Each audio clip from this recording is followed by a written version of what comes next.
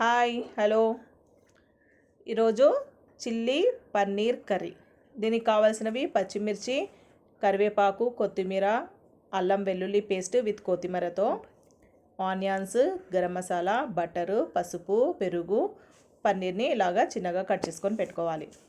తర్వాత salt. First మనము ఇలాగ అన్నీ వేసుకున్న తర్వాత ఫ్రై చేసుకోవాలి.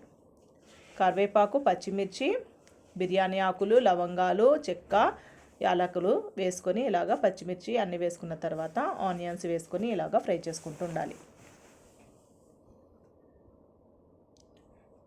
కొద్దిగా గోల్డ్ కలర్లో వచ్చే వరకు మనము ఫ్రై చేసుకోవాలి. తర్వాత అల్లం వెల్లుల్లి పేస్ట్ అంటే కొత్తిమీర కూడా వేసుకొని మిక్సీకి వేసుకున్నాను. దీన్ని వేసుకొని ఇలాగ ఫ్రై చేసుకుంటూ ఉండాలి. కానీ ఇలా వేసిన తర్వాత సూపర్గా ఉంటుందండి.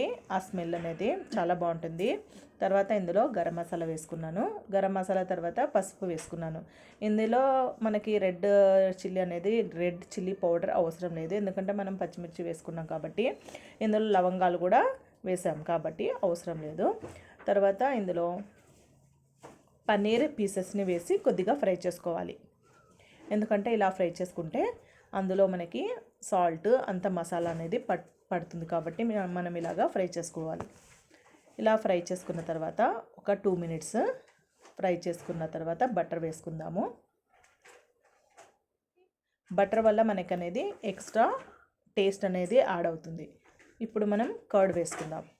కర్డ్ 1 కప్పు ఇలా వేసుకొని కలుపుకోవాలి. మనం కావాలంటే కొద్దిగా వాటర్ వేసుకోవచ్చు. వాటర్ వేసుకొని కలుపుకున్న తర్వాత చిల్లీ ఫ్లేక్స్ వేసాను. మనకి కావాలంటే అవసరం లేదు, వేసుకుంటే కొద్దిగా చాలా బాగుంటుంది. ఇప్పుడు రెడీ అయింది. ఒక బౌల్లో తీసుకుందాము.